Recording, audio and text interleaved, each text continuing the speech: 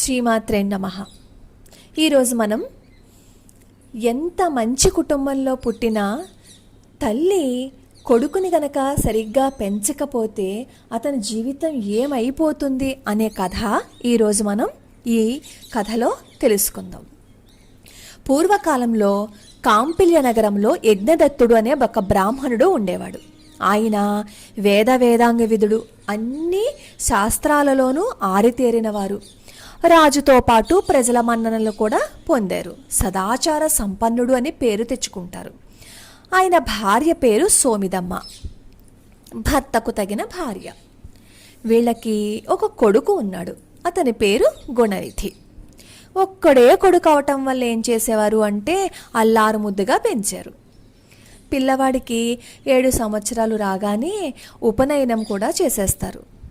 కానీ అతనికి చదువు సంధ్యలవి రాకుండా, మరి చిన్నప్పటి నుంచి అల్లారు ముద్దుగా పెంచారు కదా, అందుకని ఏం చేస్తాడు అంటే సోమరి అయిపోయి చెడు స్నేహాలకి బాగా అలవాటు పడిపోతాడు.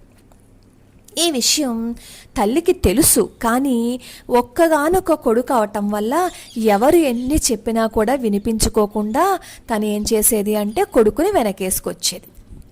రాజుగారు కొలువులోనే తండ్రి ఎక్కువగా ఉండిపోవటం వల్ల కొడుకును గురించి ఎక్కువగా పట్టించుకునేవాడు కాదు.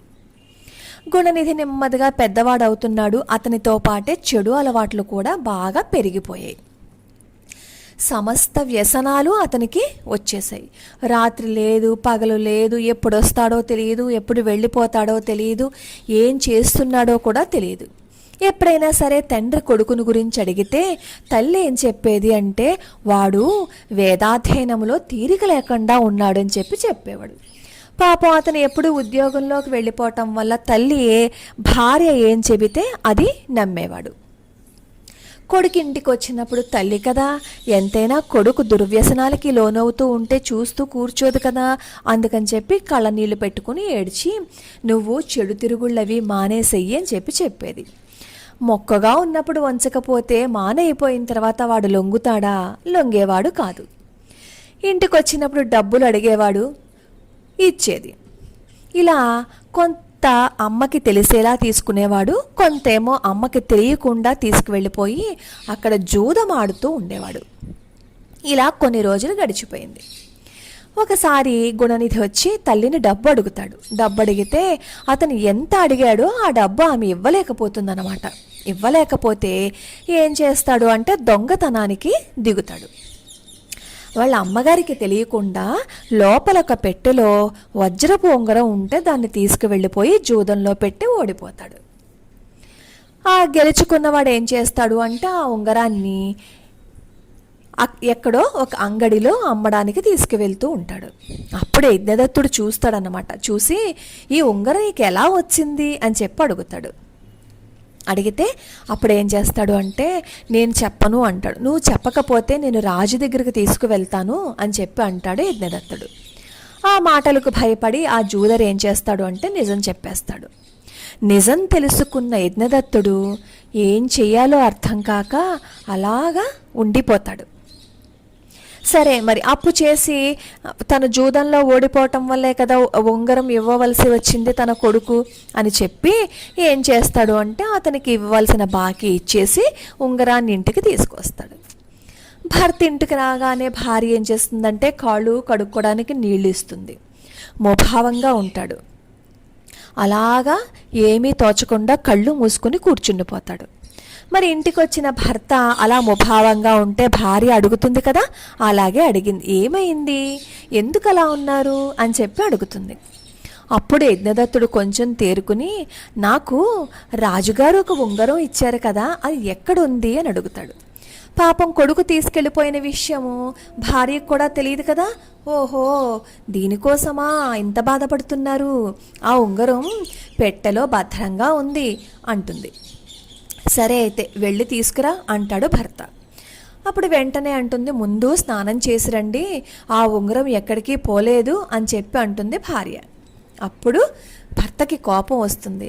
నువ్వు నీ కొడుకుని వెనకేసుకుని వచ్చావు, నీ కొడుకు వేదమంత్రాలు వల్లిస్తున్నాడా, ఎందుకు ఇన్ని అబద్ధాలు చెప్పావు, స్నానము సంధ్యావందనము జపము ఏమీ లేదు, ఇన్ని రోజులు నువ్వు చెప్పిన మాటలు నమ్మాను, ఇప్పుడు నీ వల్ల నా పరువు పోయింది, ఎంత పని చేశావో తెలుసా నువ్వు అని గట్టిగా అడుగుతాడు. భార్య ఏమీ మాట్లాడదు. అప్పుడు వీళ్ళిద్దరూ కొట్టుకుంటున్నారనే విషయం గుణనిధికి తెలుస్తుంది. తెలిసి ఇంటికి వచ్చే ధైర్యం సరిపోక ఏం చేయాలో తెలియక ఊరి వదిలి పారిపోతాడు గుణనిధి. ఉన్నప్పుడు తినేవాడు, లేనప్పుడేమో పస్తులు ఉండేవాడు.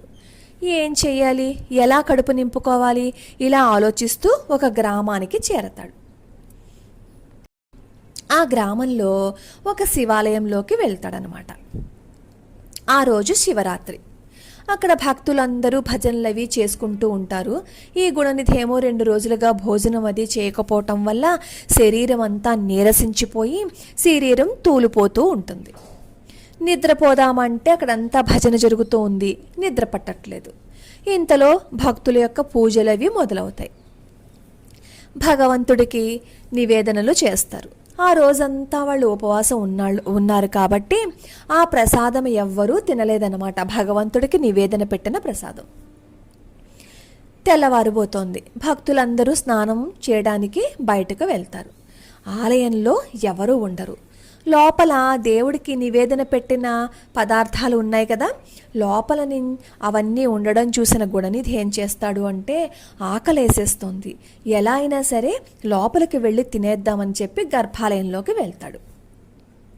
అక్కడ దీపారాధన కొండెక్కిపోతుంది. మరి ఆహార పదార్థాలు కనిపించాలి అంటే వెలుతురు ఉండాలి కదా. అప్పుడు ఏం చేస్తాడు అంటే, తన ఒంటి మీద ఉన్న బట్టను చింపి కాస్త నూనెలో ముంచేసి అప్పుడు వెలిగిస్తాడు. ఆ వెలుతురులో ప్రసాదం ఉన్న పాత్రలన్నీ తీసుకొస్తాడు. ఈ బయటికి ఆ ప్రసాదం ఉన్న పాత్రలు తీసుకొచ్చేసరికి బయట ఎవరో వస్తున్న అలికిడి వినపడుతుంది. అమ్మో, వాళ్ళు నన్ను కొట్టేస్తారేమో అని చెప్పి గబగబా పారిపోతాడు. అది చూసిన భక్తులు దొంగ దొంగ దొంగ అని అరిచి పట్టుకోవడానికి ప్రయత్నిస్తారు. ఆ కంగారులో ఏం చేస్తాడు అంటే, ఆ గర్భగుడి బయట నందీశ్వరుడి మీద పడిపోతాడు. తలకి గట్టిగా గాయమయ్యి స్పృహ కోల్పోయి కొద్ది క్షణాలలోనే మరణిస్తాడు.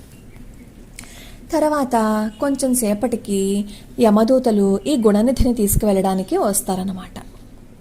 యమదూతలతో పాటు శివభటులు కూడా వస్తారు. వీళ్ళకి వివాదం జరుగుతుంది.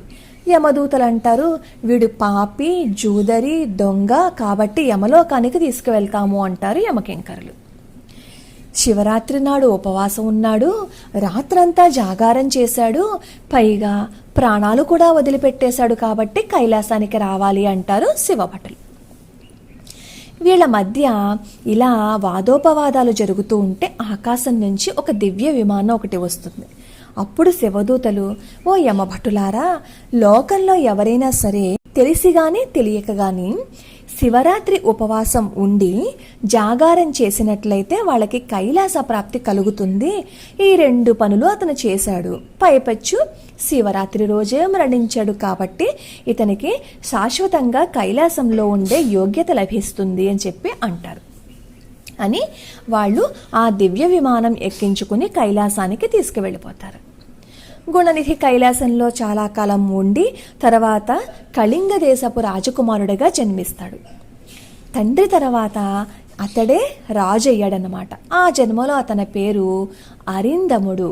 అతడు గొప్ప శివభక్తుడు.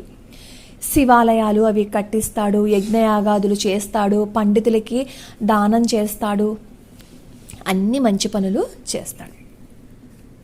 చివరికి ఆ జన్మలో కూడా అష్టాక్షరి మంత్రాన్ని జపిస్తూ ప్రాణాలు వదిలేస్తాడన్నమాట. ఇప్పుడు మనం ఒకటి తెలుసుకోవాలి ఏంటంటే, మొదటి నుంచి చెడ్డ పనులు చేసిన చివరన మనం శివుడి దగ్గరికి వెళ్ళి ఉపవాసం ఉండి శివరాత్రి రోజు ప్రాణాలు వదిలేస్తే మనకి శివ సాయుధ్యం దొరుకుతుంది కదా. అలాంటప్పుడు మనం మంచి పనులు చేయటం ఎందుకు అని అనిపిస్తుంది కదా. చనిపోయిన తర్వాత జీవితం ఎలా ఉంటుంది అనే కంటే బ్రతికున్నంతకాలం మనం ఎలా ఉన్నామో దాన్ని బట్టే మన జీవితం అంతా బాగుంటుంది కదా. బ్రతికున్నన్నాళ్ళు అందరి చేత తిట్లు తింటూ దెబ్బలు తింటూ వెధవ పనులు చేస్తూ అవన్నీ బ్రతికి చివర చచ్చిపోయిన తర్వాత మనం కైలాసానికి వెళ్తే ఏమిటి, నరకానికి వెళ్తే ఏమిటి అనే ఆలోచన మనలో బయలుదేరుతుంది కదా. జీవి ఎప్పుడు బ్రతికున్నప్పుడు బాగుండాలి, చనిపోయిన తర్వాత కూడా మంచి సాంగత్యంలోనికి వెళ్ళాలి. అందువల్ల ఎప్పుడూ మనం తప్పు చేయకూడదన్నమాట. బ్రతికి ఉన్నప్పుడు చేయకూడదు. బ్రతికి ఉన్నప్పుడు చేసిన పనులు ఇంపాక్ట్ తర్వాత మనకి కనపడతాయి. కాబట్టి సాధ్యమైనంత వరకు మనం ఎవరిని కష్టపెట్టకుండా మనం వ్యసనాల జోలికి వెళ్ళకుండా ఉంటే బ్రతికున్నంత కాలం కూడా అబ్బా ఎంతో గొప్పవాడు కదా అని చెప్పి అందరూ మన గురించి చెప్పుకుంటారు. కాబట్టి చనిపోయిన తర్వాత ఎలా ఉంటుందో జీవితం మనకు తెలియదు కదా అని చెప్పి మనం పిచ్చి పనులు చేయకూడదు. పిచ్చి పనులు చేసిన తర్వాత మనం కైలాసానికి వెళ్ళాలి అంటే చనిపోయేటప్పుడు మనం గుడిలోకి వెళ్తే సరిపోతుంది కదా అని అనుకోవచ్చు. కానీ ఎప్పుడు ఏం జరుగుతుందో మన ఎవ్వరికీ తెలియదు. గుణనిధి అదృష్టం బాగుండి అతను చివరి దశలో గుడిలోకి వెళ్ళి అతడు దైవవశాత్తు ప్రాణాలు అలా వదిలాడు. కానీ అందరికీ ఇలాగే జరుగుతుందని మనం చెప్పలేం. కాబట్టి వీలైనంత వరకు మనం చాలా మంచి ప్రవర్తనలో ఉంటే మన జీవితం కూడా చాలా బాగుంటుంది. అది ఈరోజు గుణనిధి కథ. రేపు మళ్ళీ మనం ఇంకో కథని తెలుసుకుందాం.